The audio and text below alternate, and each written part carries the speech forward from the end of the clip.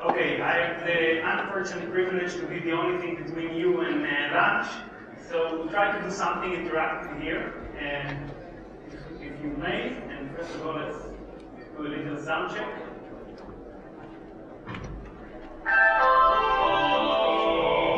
Okay, perfect. So, two of my biggest passions in life are music. I'm enthusiastic, though unfortunately not a very good jazz saxophone player. And the second is the brain and how it functions. And in the last several years, I found a way to combine both and enjoy both in a project that aimed at teaching blind to see using sounds.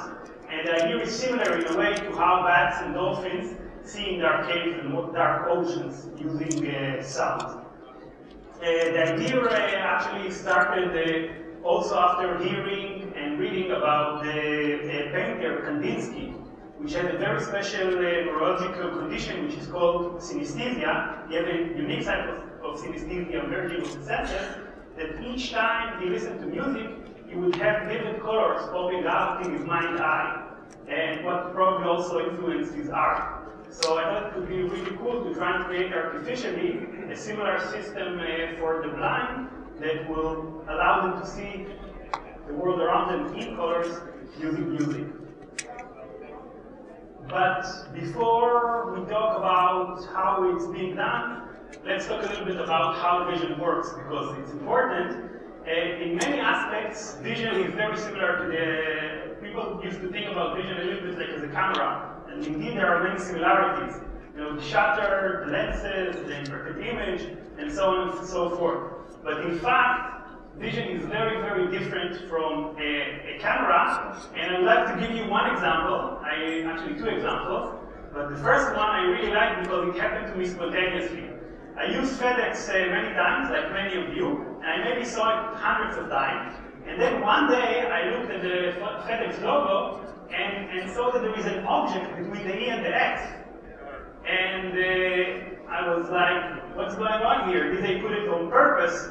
So how many of you see now for the first time, and it might be that many of you saw it already, saw it really not maybe thousands of times, but how many of you are seeing the arrow between the E and the X for the first time? Okay, so it's more than half of the audience, even 2/3. So what's going on here? The image on the screen didn't change, okay? The FedEx logo did not change, but your vision and your mind changed, and actually they changed forever.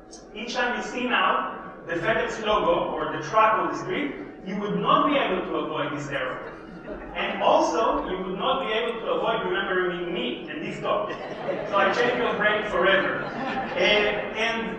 Actually, I gave a talk in Paris recently, and I found out that the second largest retail in the world after Walmart, I don't know if they are suing their customers too, or what's the story. I just read something about the news. But anyway, they have a very, very similar logo, but this time they are using objects, and I just inverted, by the way, their colors and everything, the design is very, very similar. I don't know if it's by mistake, by accident or not.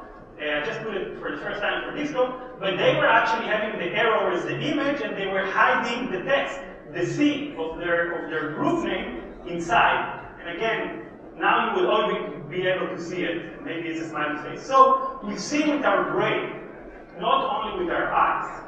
Okay, so the idea would be that maybe you can use it, because most of the blind, 99% of the blind, are actually blind because of the pathways, but the brain is fine.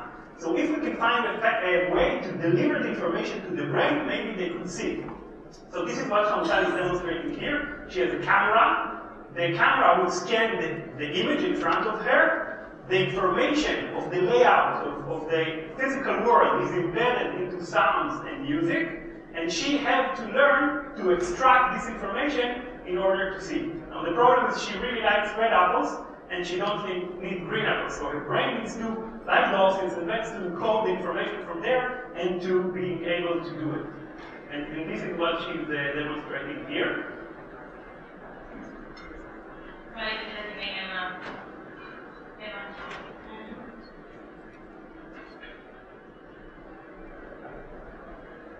And all this is being done by her brain. We'll see in a minute the images from the brain, by the way, by G scanner. I don't know what you said.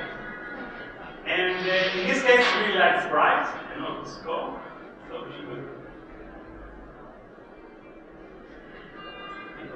we'll go back to sometimes soon, but what I want to do now is to actually forget about their brain and now try your brain. So what we'll do now is a 2-3 minutes demo of trying to teach you to hear and understand vision using sound.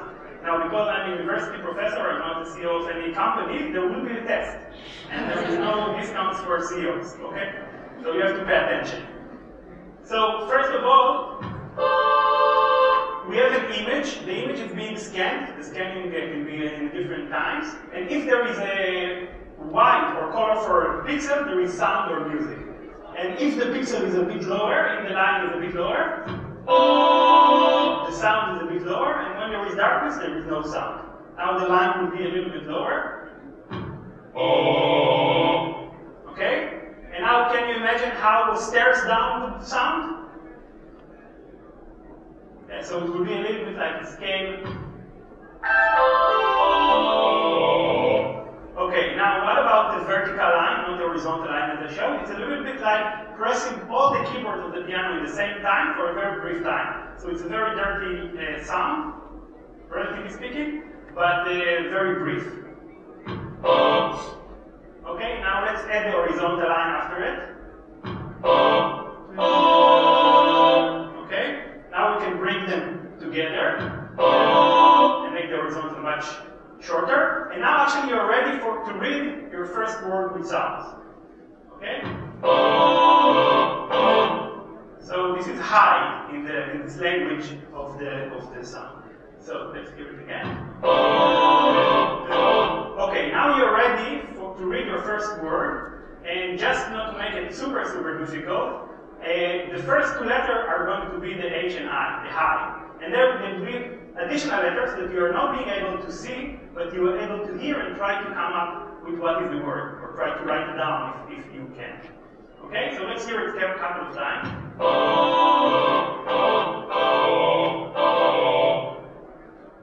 Again.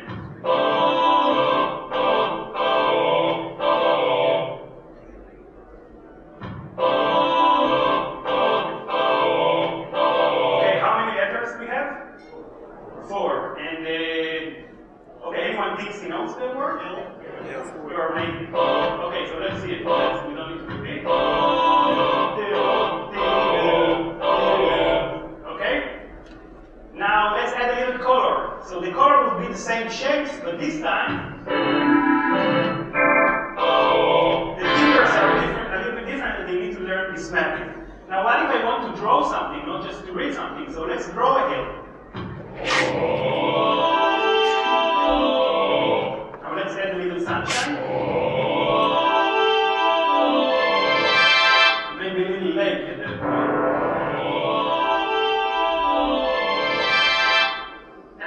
Okay, so if you got it, well done. And if you didn't, don't be hard on yourself. It actually takes hours to learn it. So let me show you a couple of things that blind can do after some training.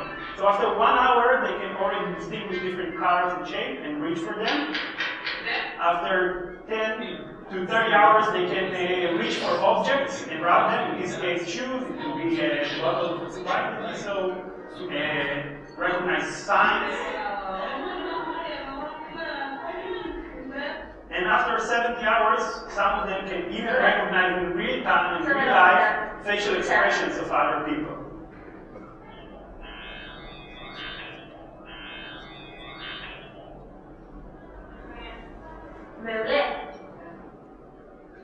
So the last 3 minutes, I want to talk a little bit about the brain and then about future applications to healthy people, to sighted people. So what happens in the brain when the blind learn this new language? And what is going on is pretty remarkable, because in the classical view of the brain is a sensory machine. So you have the back of the brain, 25% dedicated to vision. You have the side of the brain dedicated to sound. This is the blue areas. This is the classical view. And what we found out in the blind is that the information from the ears reach their sound system, but then after very quick analysis of the frequency and the amplitude, it transfers the information into the visual system.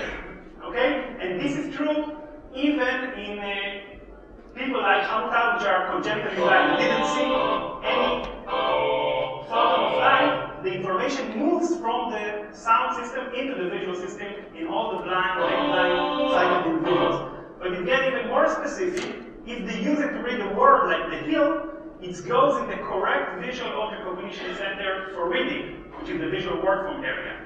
But if they use it to pick up an apple, it goes to the reaching area. If they go to recognize an object, like the sprite or recognize facial expression, it goes to the specific object cognition center, LOC.